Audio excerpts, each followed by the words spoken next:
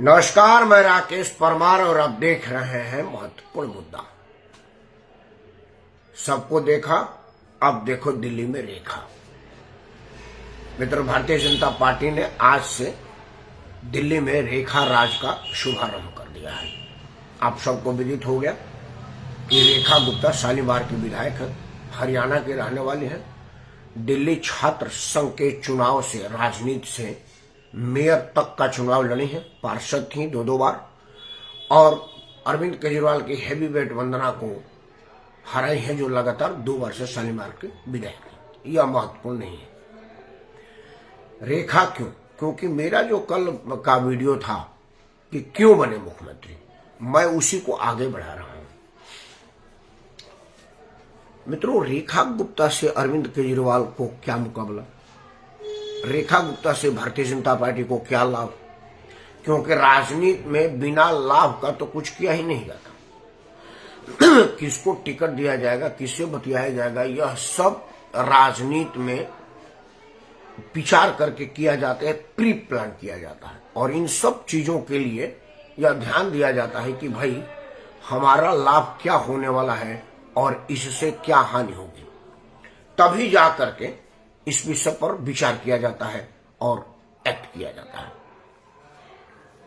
अब जो भी संशय संदेह वो सब खत्म हो गया, रेखा गुप्ता का नाम घोषित हो गया। अब चर्चा सिर्फ रेखा गुप्ता पर, इसलिए नहीं कि वो छात्र राजनीति से है, 54 वर्ष की है, शालीमार से विधायक है, गुप्ता है ना। रेखा गुप्ता क्यों? नरेंद्र मोदी को क्या ख्याल आया रेखा गुप्ता को मुख्यमंत्री बनाने के लिए? रेखा गुप्ता को मुख्यमंत्री बनाकर नरेंद्र मोदी क्या हासिल करना चाहते हैं, उसे क्या प्राप्त होगा? क्योंकि बिना प्राप्त के तो मुख्यमंत्री बने नहीं है। मैं कुछ बातें उसी पर रख रहा हूं। मित्रों, रेखा गुप्ता को मुख्यमंत्री बनाकर के नरेंद्र मोदी ने देश भर के महिलाओं को यह संदेश दिया है कि महिलाओं का सम्मान भाजपा करती है। वैसे भी आधी आबादी में सुषमा स्वराज के बाद भारतीय जनता पार्टी में यह रेखा जी को मौका दिया गया है।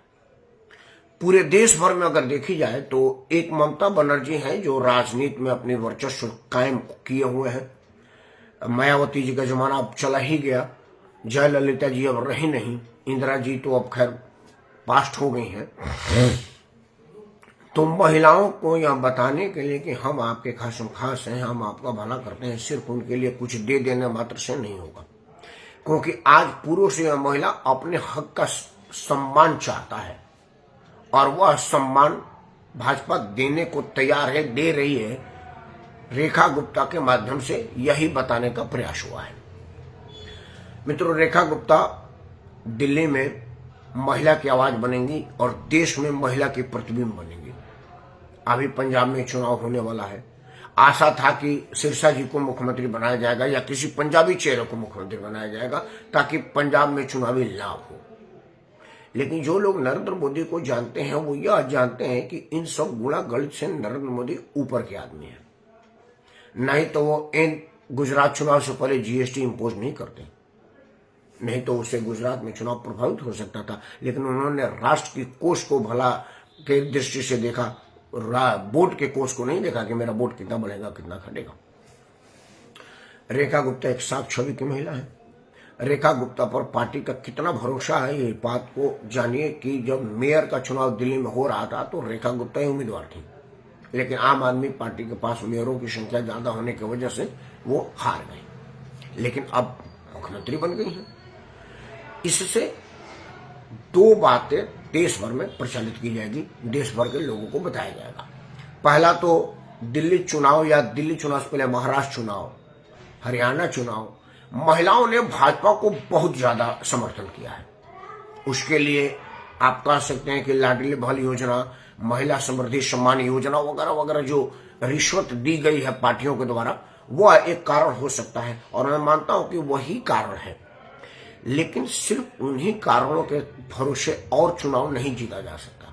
अभी बिहार का एक बड़ा चुनाव आने वाला है और बिहार के चुनाव में, पंजाब के चुनाव में और भी चुनाव में महिलाओं को कैसे आकर्षित किया जाए, यह बात हर पार्टी के लिए टैलेंटेड है और उन सब लोगों को इस विषय पर विचार करना चाहिए, कर रहे होंगे। रेखा गुप्ता एक छोटे से राज्य की मुख्यमंत्री है, दिल्ली पूरा राज्य भी नहीं है, ठीक से निगम भी नहीं है। ऐसे राज्य में अगर कोई महिला को बनाया जाता है और देश भर में आधी आबादी को प्रभावित किया जा सकता है तो ये सस्ता सौदा है और मैं समझ रहा हूं कि बहुत अच्छा सौदा है। रेखा गुप्ता पढ़े लिखे महिला है, अगर उन्होंने अपने काम से और केंद्र सरकार के सहयोग और समर्थन से अगर दिल्ली को बेहतर दिल्ली बना दिया तो देश भर में महिलाओं का मनोबल बढ़ेगा और यह कहेंगे कि देखिए हमने एक मुख्यमंत्री दिया है, आपने महिला को, उन्होंने अपने काम से साबित किया कि महिला किसी भी मामले में कम नहीं है। वैसे भी नहीं है, हमारी राष्ट्रपति महिला है, हमारी प्रधानमंत्री महिला थी, हमारी सेना में ऊंचे ऊंचे स्तर पर महिलाएं, और तो और वायुसेना की फाइटर जेट उड़ाने वाली महिला है। अब तो महिला क्रिकेट टीम भी अपना नाम पुरुष टीम के मुकाबले में रोशन कर रही है। बाकी महिला इंडिविजुअल खिलाड़ी में, टेनिस में, बैडमिंटन में और खेलों में तो है ही है। जहां शक्ति की बॉक्सिंग में महिला है, मुक्केबाजी में महिला है, घुड़सवारी में महिला है, राजनीति में जब जब महिलाओं को मौका मिला है उन्होंने देश प्रदेश दुनिया में अपना नाम रोशन किया। इंदिरा जी इसका उदाहरण है।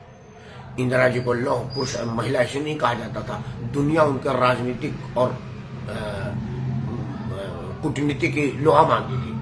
आज जो भारत, बांग्लादेश और पाकिस्तान के दो अलग अलग देशों का पड़ोसी है वो इंदिरा जी का दिन है। कल्पना कीजिए कि बांग्लादेश अकेला आज हमको परेशान कर रहा है, अगर वो पाकिस्तान के साथ एक में रहता तो दो तरफ से हमको कैसे परेशान करता। यह विचार करिए, इंदिरा जी की दूरगामी सोचें बताई थी। रेखा जी 12-13 साल से दिल्ली में काम लटका हुआ है। 12-13 साल से एक ऐसा मुख्यमंत्री दिल्ली पर काबिज हो गया था जिसका कोई तोड़ दिख नहीं रहा था और उस आदमी को कुछ नहीं करना था। वो आदमी सिर्फ बहाने बना रहा था। एलजी काम नहीं करने देता, भाजपा काम नहीं करने देती, ये नहीं करने देता, और उसके बाद दूसरी शाम को बोलता था कि हमने इतना काम किया है, कट्टर ईमानदार लोगों के काम। अरविंद केजरीवाल उसी कामों में हाथ डालता था जिस कामों में कमाई की आशंका या उम्मीद थी या मौका बनाया जा सकता था। जैसे उसने कहा कि मैंने टॉप क्लास की स्कूल बनाए। जानते उसने स्कूल क्या बनाया था? स्कूल के रिन्यूएशन में इतना पैसा खर्चा किया था जितना में स्कूल बनकर तैयार हो जाता, कुल ईंट मट गारा चून रसोई, लेकिन उससे ज्यादा उसने रिन्यूएशन में पैसा खर्चा कर दिया। मोहल्ला क्लिनिक में जोर इसलिए दिया कि उसमें मोहल्ला क्लिनिक में रिक्विजिशन घोटाला करना था। जमुना सफाई में इसलिए नहीं किया कि जमुना सफाई में पैसा नहीं था, जमुना में से कहीं से पैसा नहीं निकल रहा था, लेबर बढ़ा के कितना कमा लेता। उसके जाने ही अभी सरकार नहीं बनी है, आप देख रहे हैं जमुना सांस ले रही है साफ हवा में और उसके ऊपर से सारी गंदगी हट गई है। उसको ऐसा लग रहा होगा जैसे कोई आदमी 3-4 महीने बाद नहाता हो। जमुना जी ऐसी तरह की फील कर रही होंगी। उसके रहने वाले जल जीवों को कितनी सुकून और कितना ताजो हवा मिला होगा यह वही बता सकते हैं। रेखा जी के पास मौका है शीला दीक्षित की तरफ से दिल्ली का नाम कमाने का, मदन लाल खुराना जैसे नाम बनाने का और इंदिरा जैसा सम्मान पाने का। रेखा जी के पास मौका है भारतीय जनता पार्टी की नीतियों को आगे बढ़ाने का। वो जो महिलाओं को भर भर के प्रलोभन दिया गया है उसको विधिवत रूप से पूरा करने का। मैं उम्मीद कर रहा हूं कि भारतीय जनता पार्टी 2-3 चीजें जरूर करेंगी जितना मेरी समझ है। जैसे अरविंद केजरीवाल कहा था कि सभी महिलाओं को हम बस फ्री करेंगे। उनको पता था कि टाटा का और बिरला की बीवियां तो चलेंगी नहीं बसों में, उनकी बहन बेटियां जाएंगी नहीं। भारतीय जनता पार्टी शायद यह कहे कि जो निर्धन और नीडी लोग हैं उन लोगों के लिए हम बस सेवा मुफ्त कर रहे हैं, लेकिन जो महिलाएं सक्षम है वो टिकट लें। पहले भी यही होता था, क्योंकि मेरी बेटी एक बार बता रही थी कि उसने बस पकड़ लिया था, वो टिकट लिया और टीटी ने टिकट दिया। ये नहीं कहा कंडक्टर ने कि जी नहीं टिकट कट ही नहीं सकता, जबकि वो महिला बस थी। उसको ऑफिशियली किया जा सकता है। जिस तरह से बिजली मुफ्त है कि हर आदमी को 200 यूनिट मुफ्त दी जाएगी। दिल्ली सरकार यह कह सकते हैं कि जो गरीब लोग हैं, जो लोग भुगतान करने की स्थिति में नहीं है, हम उसको मुफ्त देंगे। और सबसे बड़ी बात, रेखा जी को दिल्ली से शुरू कर देना चाहिए कि राशन मुफ्त उन्हीं को मिलेगा जिनको जरूरत है। मैं देखता हूं मेरे मोहल्ले में राशन कार्ड से उठा करके लोग बेच रहे हैं, क्योंकि उनके पास उतना ज्यादा गेहूं आ रहा है जितनी उनको जरूरत नहीं है। रेखा जी को इन सब चीजों पर ध्यान रखेगी तो आर्थिक स्थिति भी मजबूत होगी और राजनीतिक स्थिति भी मजबूत होगी। दिल्ली में रेखा जी रहती हैं, उनका जन्म ही दिल्ली में हुआ है। और शुरू से उनकी पढ़ाई लिखाई सब दिल्ली में, तो दिल्ली की समस्याओं को वो किसी से भी ज्यादा जानती होंगी। दिल्ली में जो बरसात में 4 बूंदे पड़ जाती हैं तो सड़क जाम हो जाता है, या उनको ध्यान होगा और उस पर उनको करना पड़ेगा। दिल्ली में पीडब्ल्यूडी की सड़कों की स्थिति किसी से छिपी नहीं है, उनसे भी नहीं छिपी होगी, उनको करना पड़ेगा। और सबसे ज्यादा जरूरी अगर किसी क्षेत्र में है वह है स्वास्थ्य पर, क्योंकि इस देश में स्वास्थ्य और शिक्षा दो इतनी हाईली पेड हो गई है कि आम आदमी को सुलभ नहीं हो रहा है। रेखा जी को इस विषय पर ध्यान देना पड़ेगा। रेखा राज पर कुछ बोलने की स्थिति तो आदमी को साल 6 महीने बाद आएगा, लेकिन उम्मीद है कि रेखा राज से दिल्ली के सिर्फ महिलाओं को नहीं, पुरुषों को भी प्रभावित करेंगी और पूरे दिल्ली के जनता का सुखों का ख्याल रखेंगे, सुविधाओं का ख्याल रखेंगे। और कम से कम एक चीज तो आज से ही खत्म हो जाएगा कि मॉर्निंग वॉक चलते वक्त 20,000 का जूता और 26 जनवरी पर 20 रुपया का फ्लोटर, यह बात जैसी ड्रामा तो खत्म हो जाएगी। मैंने आज देखा जब उपराज्यपाल के हम मिलने गए थे रेखा जी, तो उन्होंने अपने शरीर के नाप का ही वस्त्र पहना था। अरविंद केजरीवाल जैसा शरीर से 2 साइज ऊपर नहीं पहना था। इस तरह की ड्रामा अब नहीं देखने को मिलेगा, यह मैं उम्मीद करता हूं वो आज ही दे गया, क्योंकि रेखा जी सुसज्जित महिला परिधान में थी, बड़ी खूबसूरत लग रही थी। और इसी तरह की खूबसूरती उन पर बनी रहे और यही खूबसूरती वो बनाए रहे।